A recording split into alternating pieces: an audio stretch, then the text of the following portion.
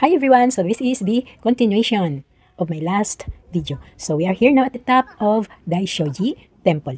There's another parking guys at the back of this temple. Yan, that is the temple, Daishoji Temple. And let's light candles. So this is their tradition guys. If you go to the temple, you may light candle. And this is their tradition to light candle for throwing out the bad lucks or bad spirits and welcome the good lucks. And I'll bring you to the back of this temple. And here at the back, guys, you can see that 36 images.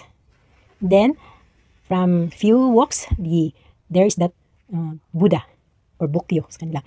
So, back to these 36 images, they call that Sanjoroko Doji.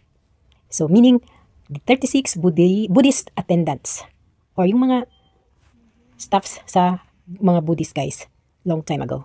Accordingly, there was a story before that there's a manga telling this story of 36 attendants. They are famous ghost. Mga ghost pala to na famous guys.